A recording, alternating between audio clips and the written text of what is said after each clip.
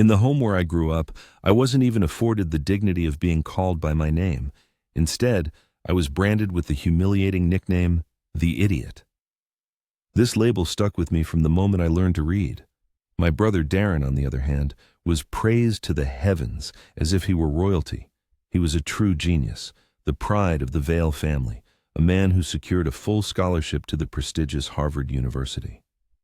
On his graduation day, my father, Victor Vail, proudly showcased his son to hundreds of guests, boasting about the vast empire that would soon pass into Darren's hands. He promised to hand over the family company, valued at $75 million, along with a brand new Tesla and a luxurious $13 million mansion in Manhattan. Everyone present applauded, as if witnessing a coronation. Meanwhile, I sat in the back rows, feeling invisible, deeply humiliated, and wondering how I could ever escape the shadow they had cast me into. Then, something unexpected happened. A stranger approached me. He leaned in, handed me a thick white envelope, and whispered in my ear, "It's time to open their eyes to who you truly are." In that moment, everything I believed about myself and my family's convictions was about to change forever. I grew up in an environment where love and recognition were distributed like coveted prizes, and my brother Darren was always the winner. From my earliest childhood, my father, Victor Vail, made it clear who the true star of our family was. Darren was the gifted child, the golden son destined to bring glory to the Vail name. I, however, was different, someone who simply couldn't measure up to their lofty standards of perfection. During family dinners, my place was always at a chair at the far end of the enormous mahogany table. My father presided at the head, Darren occupied the place of honor to his right, and my mother, Marielle, sat beside him, beaming with pride at every word Darren uttered. By the time I dared to open my mouth, the conversation had already shifted to another topic. I quickly learned that silence was a better option than watching them roll their eyes. My father had a talent for humiliating me with just a few words. One evening, when I was 14, Darren announced his acceptance into a prestigious science program. The table erupted in applause and congratulations. My father raised his glass and declared, "This is what it means to be a Vail: excellence, leadership, genius." Then he turned to me with a barely perceptible smirk and added, "And you, Aaron, you managed to pass gym class. We should be grateful for even such modest achievements." The room burst into laughter. Even my mother, though her laugh was more subdued, as if she understood the cruelty of the situation, habitually played along with my father. It hurt me to the core, not just the words themselves, but the fact that they never believed in my potential. My mother often made stinging comparisons, believing no one was listening. "Why can't you be more like your brother?" she would say, handing me a plate or a stack of laundry. Her tone was calm, almost nonchalant, but each remark settled inside me like a heavy stone sinking into the depths. Darren thrived in this atmosphere. He effortlessly played the role of the perfect son. Tall, with chiseled features and self-assured, he carried himself as if he already owned the world. He knew he was the favorite and never missed an opportunity to remind me. When I was 16, I worked odd jobs at a local diner to save money for my own needs. One evening, as I was leaving for work, Darren smirked at me from the living room sofa, where he sat surrounded by our parents' attention and praise. "Don't forget to wash the grease off your hands before touching the door. Wouldn't want the neighbors thinking the Vail family has a servant." My parents laughed as if it were a witty joke, and I walked out the door, pretending not to care. But every such remark chipped away at my self-confidence. The only person who saw me differently was my grandfather, Eldon Vail. He had founded the family company decades earlier, growing it from a small venture into the thriving empire my father now managed. Eldon was a quiet, gentle man who believed in people more than profit. Whenever I visited him, he never asked about grades or achievements. He was interested in my thoughts, my dreams, and what made me happy. One afternoon, as we sat on his porch, he leaned in and said, "Aaron, never mistake their blindness for truth. You possess something Darren does not. One day, when the time is right, you will understand. Don't let them convince you otherwise." His words resonated deeply within me, though I didn't fully grasp them. In my own eyes, I remained merely the forgotten son, surviving in the shadow of a family that measured worth by trophies and grand titles. Life in my childhood home felt like an arena where I was denied the right to win. My father, like a seasoned general, prepared Darren for great achievements. From his teenage years, he took Darren to board meetings, initiated him into the intricacies of business operations, and introduced him to every guest as the future heir of the Vale Empire. These privileges bypassed me entirely. Instead, I was tasked with mowing the lawn, running errands, or simply staying in the background, as if my existence was an annoying hindrance rather than a source of pride. Over the years, the chasm between us only widened. Darren's acceptance to Harvard was celebrated like a national holiday. My mother organized an opulent evening with an exquisite dinner and rivers of champagne. Strangers congratulated me, naively assuming I felt pride for my brother. But behind my forced smiles, I felt invisible, as if my very identity had dissolved into Darren's shadow. By 19, I realized I couldn't count on my parents' love or recognition. I took on multiple odd jobs, secretly saving money, creating islands of independence that went unnoticed. While Darren returned from summer travels across Europe with tales of adventure, I spent my holidays stacking boxes in warehouses and washing dishes. My parents considered my labor a waste of time, not understanding that it gave me a strength they never suspected. Yet, the weight of their disapproval pressed upon me every time we gathered as a family. My father's words echoed in my head, "Aaron, you'll never amount to anything." My mother's sighs haunted me in the hallways. Darren's laughter underscored how easy and carefree his life was compared to mine. By the time of his graduation, I was braced for the humiliation I knew was inevitably coming. The question wasn't whether they would favor him, but how public and painful it would be. I prepared to silently swallow the hurt as they extolled Darren as the jewel of the Vale family. I couldn't have imagined that the life they had forced me to accept, full of shadows and shame, was about to collide with a truth that would shake the entire family. I didn't know that the envelope awaiting me that day would confirm the wisdom of my grandfather's words, and that my silence would not be eternal. The day of Darren's graduation transformed into a full-blown spectacle from morning onward. My parents treated it as if the event eclipsed all other holidays and important dates we had ever celebrated. My mother, Marielle, bustled around the house, giving instructions to the staff regarding floral arrangements, catering deliveries, and the guest list. My father, Victor, stood in the hall, adjusting his cufflinks and rehearsing the speech he intended to deliver before hundreds of invited guests. My role that day was that of a silent observer. I wore one of Darren's old suits, only slightly altered to fit me, and my seat at the ceremony was in the back rows. From a distance, I watched Darren cross the stage, his gown flowing, his name announced to thunderous applause. My parents stood and applauded, my father bursting with pride.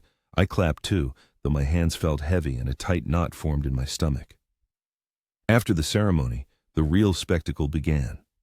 The family hosted a grand reception in one of New York City's ballrooms, bathed in the glow of chandeliers, with polished wooden floors reflecting golden hues. A procession of luxury cars lined the entrance, delivering guests. Business leaders, politicians, and family friends arrived in tuxedos and evening gowns. They all came not just to celebrate Darren's graduation, but to witness the official announcement of his inheritance. I tried to remain unnoticed, standing by the back wall, half hidden behind tall vases of white lilies. My presence here felt out of place, more an obligation than a genuine desire. People passing by barely offered a nod, and some whispered, "That must be the other son," as if I were merely a footnote to the story they had come to see. And then came the moment I dreaded. My father ascended the stage, microphone in hand, his voice booming across the hall. "Ladies and gentlemen, thank you for being with us today to honor my brilliant son, Darren Vale." The crowd erupted in applause, and Darren, standing at the front, smirked with the confidence instilled in him since childhood. Victor continued, his tone growing more solemn with each word. "As many of you know, the Vale family has built not just a company, but an entire legacy. And today, I proudly announce that Darren will not only carry on our name, but will inherit the very foundation of what we have created.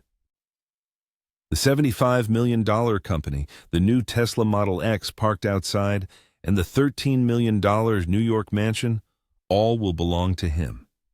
He is the future of our family, and I could not be prouder." The room once again burst into applause, Glasses clinked, the air filled with joyous shouts, and a festive atmosphere enveloped me. I remained in my spot in the back rows, my heart clenching with pain with every cheer. My mother leaned against my father, smiling contentedly, her hand resting on his, as if to say, "We did it.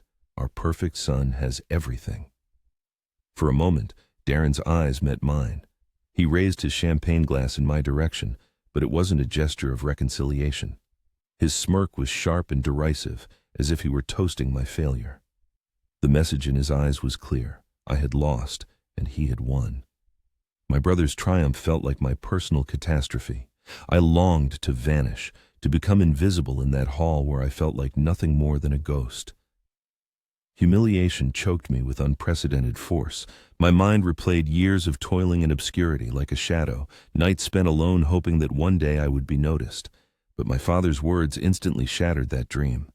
As the crowd applauded Darren, my mother, on her way to the stage, casually whispered with icy detachment, "At least don't overshadow your brother's triumph. Stay out of the way." With those words, she flitted off, her face lighting up with a smile again as she took Darren's hand. Speeches flowed, toasts grew louder, and I remained rooted to my chair. Under the table, my fists clenched convulsively as I tried to quell the storm raging in my chest, where anger mingled with despair. I remembered Grandfather Eldon, the only one who spoke to me as an equal. His words echoed in my head. "Someday, the truth will set you free." But what truth?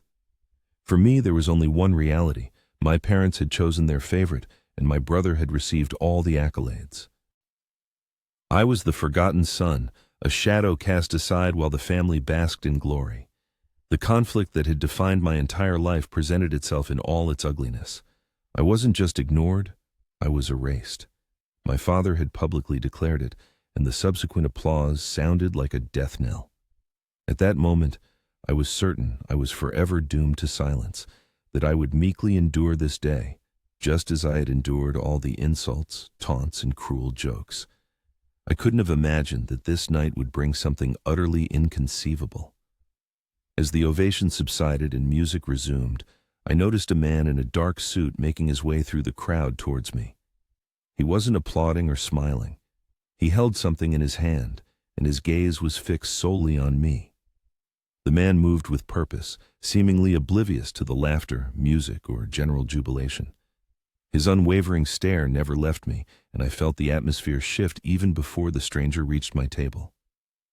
Tall, with sharp features, he seemed unreadable. Stopping beside me, the man leaned slightly, placed a thick white envelope on the table, and whispered in a low, even voice, "It's time to show them who you truly are." Without waiting for a response, he adjusted his jacket, gave a subtle nod, and disappeared into the crowd as suddenly as he had appeared. I froze in astonishment, staring at the envelope resting on the polished tabletop. My fingers trembled, hesitant to touch it. Years of humiliation, taunts, and silence, yet no one had ever hinted that there might be more to me than what my family declared. I pressed the envelope against myself, concealing it from prying eyes. My heart pounded wildly, threatening to burst from my chest.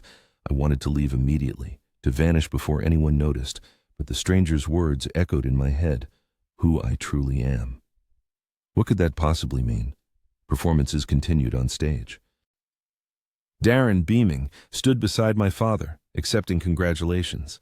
Voices blended into a general hum, but my attention was riveted to the sealed envelope. I pried open the flap with my finger and hesitated. Part of me feared it was a cruel joke, another attempt by fate to humiliate me. But another part, the one that still held my grandfather's words, urged me forward.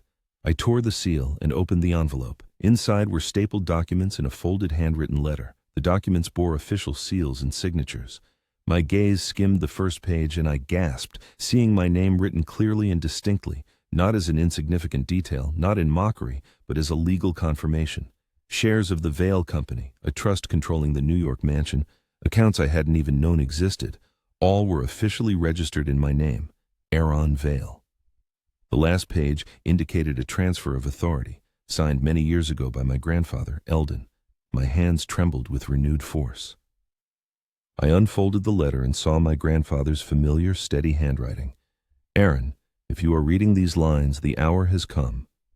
I watched you and Darren, and I understood early on that the future of our family cannot be built on arrogance and pride.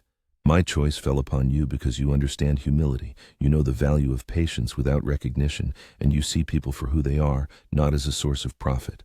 Do not doubt yourself. Everything I built belongs to you. I stared at the words until my eyes blurred. Grandfather chose me. Not Darren, not my father, not the image of perfection my family worshipped, but me. For years I had believed their cruelty defined my worthlessness, but here was proof that the founder of all this saw me differently. Disbelief and burgeoning defiance tightened my chest. I wanted to leap up and shout the truth, but fear paralyzed my movements. My father stood at the center of the hall, his voice commanding, his reputation shining brighter than the chandeliers. If I interrupted him, challenged the announcement, the consequences would be dire. The Vale family name was power, and Victor Vale had spent his life protecting it with intimidation and control. But memories of the moments that led me here flooded my mind. My father's sneer calling me useless, my mother's whispers that I was nothing compared to Darren, my brother's cruel jokes disguised as wit. Years of silence, hoping for even a drop of approval. For too long, I had let them decide who I was. The envelope in my hands was more than just paper.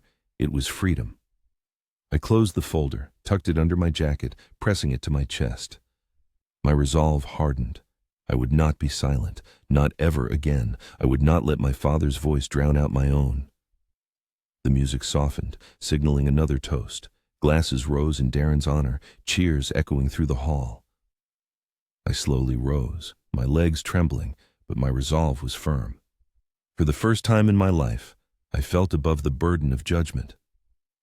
Several heads turned as I made my way towards the stage. My father noticed me and frowned, displeased by the interruption. Darren smirked, confident that I wanted to publicly congratulate him, to play the role of the silent shadow. My mother subtly shook her head, warning me, but my grandfather's words rang in my head, "The truth will set you free." This day had come. I stepped onto the stage, my pulse quickening, my hands clenched into fists. Victor leaned into the microphone, trying to stop me with a strained smile. "Aaron, this isn't your moment," he hissed, but I stood my ground. My voice, at first shaky, grew stronger with each word. "It is, Father. This moment belongs to me." Silence fell over the hall. Guests froze, glasses suspended in the air. Darren's smile vanished. My father's eyes narrowed with fury. I reached under my jacket, clutching the envelope that held the truth my family refused to see. The silence in the hall was more oppressive than any scream. Hundreds of eyes were fixed on me, standing at the edge of the stage with the envelope in my hands. My father's jaw tightened. He approached, his voice low but menacing. "Aaron, step down. You're disgracing yourself." For years, I had obeyed these commands without question. For years, I had retreated into the shadows when told I didn't belong. But not now. My hand trembled as I took out the papers and held them up for all to see. "I'm not disgracing myself," I said, my voice louder than I expected. "You are." A gasp rippled through the crowd. Darren laughed nervously, raising his glass again. "What are you doing? Sit down before you make a fool of yourself." I opened the envelope and unfurled the documents. The Vale Company seal gleamed in the chandelier light. "These are signed transfer agreements from Eldon Vale," I declared with conviction. "He chose me, not you, Darren. Me, not you, Father. The company, the mansion, the accounts, everything was transferred into my name many years ago." The room erupted in whispers and astonishment. Some guests leaned forward, trying to see the documents. Others exchanged glances, disbelieving their ears. Victor lunged at me, his face red with fury. "This is nonsense. The old man must have been senile. He didn't know what he was doing when he signed this." But before he could snatch the papers, a firm voice cut through the chaos. "I knew exactly what I was doing." Silence fell, but it was shattered by a voice, unexpected and commanding. "I object," he declared. All eyes turned to my grandfather, Eldon Vale, who, leaning on his cane, slowly rose from his seat near the stage. The tap of his cane on the parquet floor echoed through the hall as he approached the platform. Despite his advanced age, his presence exuded more authority than anyone else in the room. Walking up to me, he placed a steady hand on my shoulder and stated, I entrusted these documents to a reliable person to deliver them at the right moment. That moment has arrived. I chose Aaron because I observed how both my grandsons grew. Darren, you have a spark, but a spark without humility turns into arrogance. Victor, you accumulated wealth but lost compassion. Aaron, despite the neglect and cruelty, kept his heart open. He will lead because he understands the value of every person, not just those who hold power. A stir rose in the hall again, this time in the form of loud gasps and discontented murmurs. Darren's face paled, and his complacent smirk vanished. "Grandfather, you can't be serious," he stammered. "I did everything to make you proud. I achieved far more than Aaron ever could." Eldon looked at him with sadness, but without anger. "You achieved everything for yourself, Darren, not for others. That is not leadership, that is vanity." Victor turned to his father, desperation in his voice. "You're going to give everything to the boy who always failed, the one who never lived up to the Vale name?" Eldon's answer struck like steel. "I am giving everything to the man who will redefine the meaning of the Vale name." Complete silence fell over the hall. Even the chandeliers seemed to flicker under the weight of those words. For the first time in my life, I felt seen, truly seen, not as a disappointment, but as the rightful heir to something greater than mere wealth. I turned to the assembled guests, my hands no longer trembling. All my life I had been told I was nothing, useless, and would never succeed. Tonight, my father reiterated that. But now, you see the truth I hold in my hands. My grandfather believed in me when no one else did. I will not betray his trust. I will honor this family's legacy by developing people, not just increasing profits. Guests began to applaud, tentatively at first, then louder and louder. The sound of applause filled the hall, drowning out the silence that had suffocated me for years. My father's face burned with fury, but he was speechless. My mother's lips trembled, her flawless smile gone. Darren stood motionless, glass raised in hand as if time had stopped for him.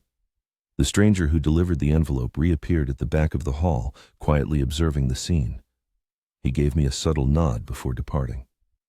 Whoever he was, he had been the link between my grandfather's promise and this pivotal moment. A sense of clarity washed over me. It wasn't just about inheritance or wealth. It was about liberation from the shackles my family had bound me with since childhood. The humiliations, the cruelty, the years of silence, all had led to this night when I could finally stand and speak without shame. I turned to my grandfather and bowed slightly. "Thank you for believing in me." He squeezed my shoulder. "Now show them why I was right." When I looked at the crowd again, I saw not strangers gazing at a family's downfall, but witnesses to my transformation. I saw the end of the story they had always told about me, and the beginning of the story I would write myself. For the first time, Darren lowered his eyes, unable to meet my gaze. His arrogance vanished, replaced by something he had never before felt towards me: fear. And in that ballroom, beneath the chandeliers, I realized the truth. I had never been the idiot. I had merely been waiting for the right moment to show them who I truly was. The applause subsided, replaced by hushed whispers, as the realization of what had transpired settled over the ballroom.